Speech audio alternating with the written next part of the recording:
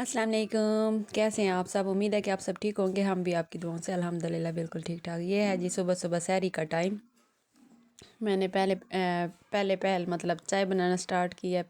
एक साइड पे चाय रख देती हूँ और दूसरी साइड पे ही ना पराठे बनाने स्टार्ट कर देती हूँ सहरी के लिए, क्योंकि टाइम शार्ट होता है। मतलब ज़्यादा जल्दी अगर जागे भी सही तो मैं तो पहले नवाफिल वगैरह पढ़ती हूँ, क्यों मैं और मेरे हस्बैंड होते हैं तो वो हस्बैंड मेरे आराम से उठते हैं तो फिर आराम से ही वो सहरी करते हैं। तो मैं फिर एक साइड पे जब बना खाना उन्होंने खाना हो उसी टाइम मैं सारी सहरी इकट्ठी बनाती हूँ। एक साइड पे चाय और एक साइड पे नाश्ता बना लिए पराठे।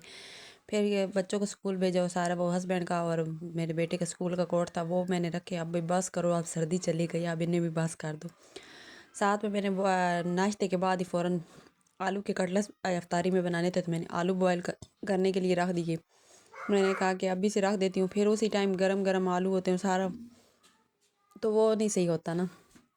मैंने सोचा कि इस तरह करते हैं कि आज मैं ना ठंडे पहले कर लूँगी, फिर इस तरह, क्योंकि मैं जब पहले वो गर्म गर्म होते थे ना फिर उनको कूटने सिल बट्टे में कूटती थी तो वो इतने पैसी से और पता नहीं अजीब से वो चिकने से हो जाते थे और वो इतनी आलू के कटलेट्स अच्छे से बनते थे।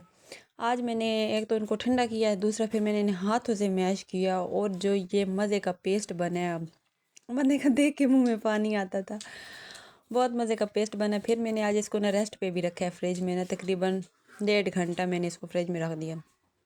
फिर इसके बाद मैं अपने बच्चों को ट्यूशन छोड़ने चली गई थी।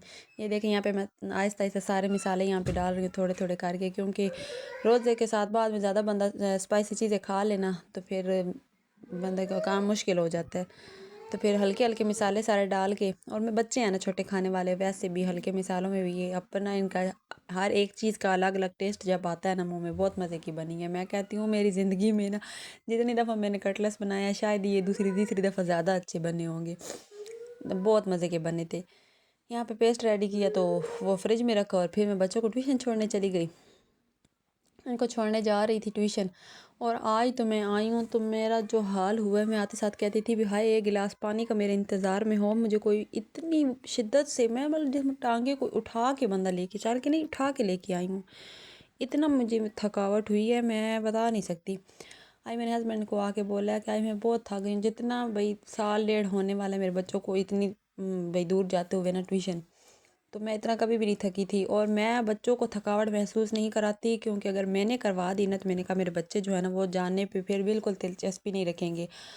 और सिर्फ मेरे बेटे नहीं उधर, मेरे बच्चे नहीं उधर जाते ट्यूशन, हमारे मोहल्ले में जितने भी मतलब अच्छे घर, अच्छे मतलब जो वालदैन पढ़े हुए हैं जो पढ़ाई को समझते हैं वो उस स्कूल को प्रेफर करते हैं जहाँ मेरा बेटा जाता है। वो उसी एरिया में जो ट्यूशन हैं उन्हीं को प्रेफर करते हैं, क्योंकि माशाल्लाह माशाल्लाह मैं कहती हूँ इतनी महंगी हैवी फीसिस वाले जो है ना उनकी पढ़ाई को टक्कर देता है इनका स्कूल। माशाल्लाह बहुत अच्छा है, पढ़ाई में बहुत अच्छा है।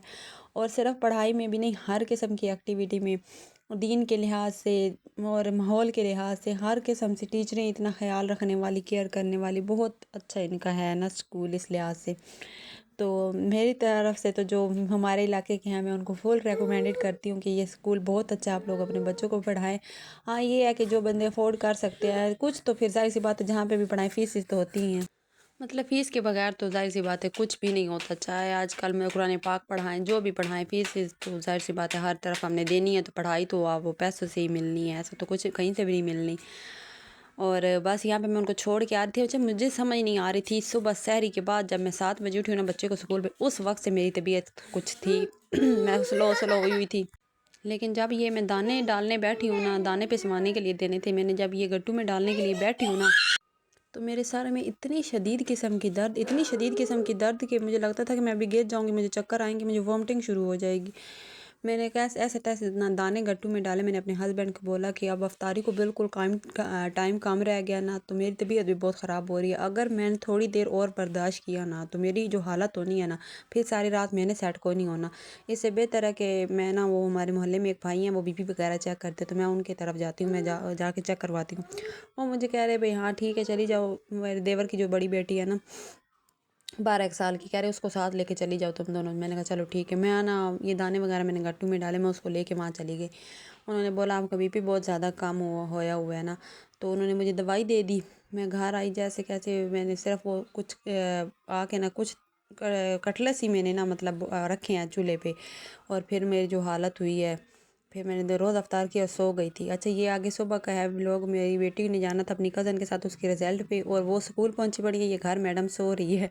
अभी मैं इसको यहाँ पे जगह जगह के जाग नहीं रही थी। फिर मैंने इसके फ़्रॉक वगैरह निकाले, इसको मैंने उठाया। अभी वो चले गए हैं। अब आंटी जा रही हैं तो आपने अगर जाना है तो उठ जाओ, फिर मैंने को नहीं लेके जाना।